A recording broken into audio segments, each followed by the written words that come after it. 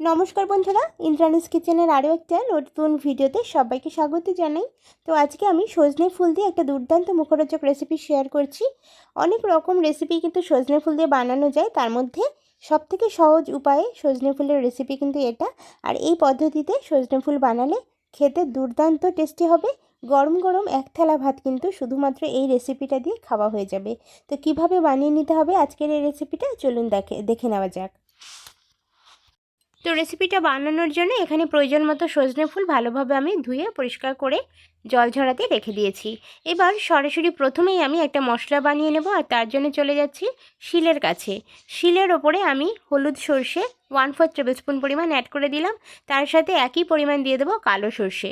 তবে হলুদ সর্ষে বা কালো সর্ষে যে কোনো একটা দিয়েও কিন্তু রেসিপিটা বানানো যায়।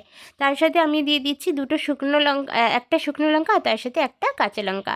এখানে লঙ্কার পরিমাণটা ঝালের জন্য ব্যবহার করব, তো আপনারা নিজেদের প্রয়োজন অনুযায়ী লঙ্কা এখানে দিয়ে দিতে পারেন। সামান্য একটু জল অ্যাড করে দেব, আর তার সাথে দিয়ে দেব সামান্য একটু নুন। সর্ষে বাটার সময় সামান্য পরিমাণ নুনের ব্যবহার করলে সর্ষের যে তেতো ভাবটা সেটা কিন্তু কেটে যায়। তো দেখুন, এবার আমি খুব ভালোভাবে শিলের ওপরে এই সর্ষেটাকে বেটে নিচ্ছি। আপনারা চাইলে কিন্তু মিক্সিং জারেও বেটে নিতে পারেন। আমি শিলনোড়াতে বাটতে বেশি পছন্দ করছি, তো সে কারণে শিলের ওপরেই বেটে নেব। আজকের এই রেসিপিটা একদমই একটা সহজ সরল রেসিপি বন্ধুরা, বানাতে কোনো রকম ঝামেলা নেই, আর খুব বেশি উপকরণও কিন্তু লাগবে না। খুবই অল্প সময়ের মধ্যে বানিয়ে নেওয়া যাবে। তো একবার হলেও এই রেসিপিটা বানিয়ে খেয়ে দেখবেন, আশা করি আপনাদেরও ভীষণ ভীষণ ভালো লাগবে। তো সর্ষেটা বাটা হয়ে গিয়েছে, একদম মিহি করে বেটে নিয়েছি। এবার আমি চলে যাচ্ছি কড়াইয়ের কাছে। ওভেনে আগে থেকে আমি একটা কড়াই খুব ভালো করে গরম করে নিয়েছিলাম, আর কড়াইতে গরম হয়ে যাওয়ার পরে সর্ষের তেল অ্যাড করে দিয়েছি।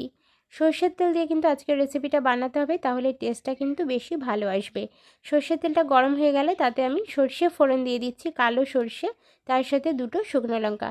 সর্ষে ফোড়ন দিয়ে এইভাবে ফোড়নে 2টো শুকনো লঙ্কা অ্যাড করে দেবেন, এতে করে সুন্দর একটা ফ্লেভার কিন্তু ফোড়নের আসে, খেতে দুর্দান্ত টেস্টি হয়। ফোড়নটা হালকা হাতে ভেজে নিয়ে আমি সরাসরি ফুলগুলোকে অ্যাড করে দিচ্ছি। সজনে ফুলগুলোকে আমি কিন্তু ধুয়ে জল ঝরিয়ে নিয়েছিলাম, সেই ধোয়া ফুলগুলোকে দিয়ে দিতে হবে। সজনে ফুলের মধ্যে কোনো রকম জল কিন্তু আর অবশিষ্ট নেই। এবার এই জল ঝরানো ফুলটাকে সরাসরি কড়াইয়ের মধ্যে দিয়ে একটু হালকা হাতে নাড়াচাড়া করে নেব, এতে করে ফোড়নের যে তেলটা সেটা কিন্তু সমস্ত ফুলে মিশে যাবে। তো হালকা হাতে একটু নাড়াচাড়া করে নিতে হবে। এবার আমি এই ফুলের মধ্যে দিয়ে দিচ্ছি সামান্য পরিমাণ নুন। নুনটা কিন্তু একদমই বুঝে দেবেন, যেহেতু সর্ষে বাটার সময় আমরা নুনটা ব্যবহার করেছিলাম, সেই কারণে এখানে একদম অল্প পরিমাণ নুন আমি অ্যাড করে দিলাম। আর তার সাথে দিয়ে দিচ্ছি খুবই সামান্য মাত্রায় একটু হলুদের গুঁড়ো। অবশ্যই নুন আর হলুদটা কিন্তু সামান্য মাত্রায় ব্যবহার করতে হবে, খুব বেশি মশলার আধিক্য আজকের রেসিপিতে কিন্তু থাকবে না। কোনো রকম মশলাই আমরা কিন্তু এখানে ব্যবহার করব না, শুধুমাত্র নুন আর হলুদটাকে টেস্টের জন্য দিয়ে দিলাম। এবার খুব ভালোভাবে নাড়াচাড়া করে মিশিয়ে নেব।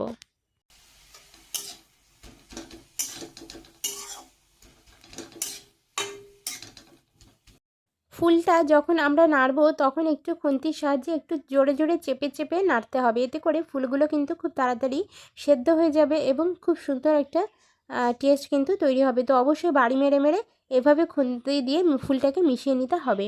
এই পর্যায়ে এসে এখানে বেটে রাখা যে সর্ষে সেটা আমি অ্যাড করে দিলাম। সর্ষে এখানে দিয়ে আমি আরও একবার ভালোভাবে নাড়াচাড়া করে মিশিয়ে নেব।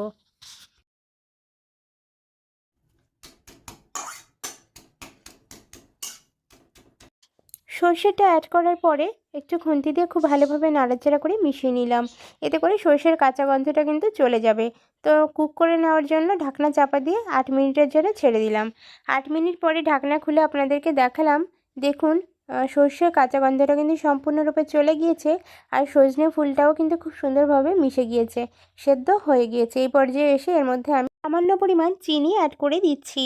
চিনিটা দিলে খুব সুন্দরভাবে টেস্টের ব্যালেন্স হবে। যেহেতু সর্ষে ব্যবহার হয়েছে, যদি কোনো তিতকুটে ভাব থাকে সেটা কিন্তু চলে যাবে। তো অবশ্যই একটু চিনিটা দিতে হবে টেস্টের অসাধারণ ব্যালেন্সের জন্য, খেতে দুর্দান্ত লাগবে।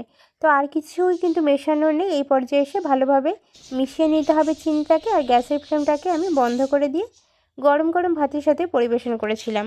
তো বন্ধুরা, আজকের রেসিপিটা কেমন লাগলো কমেন্ট সেকশনে জানাবেন, আর অবশ্যই একটা লাইক করার অনুরোধ রইল।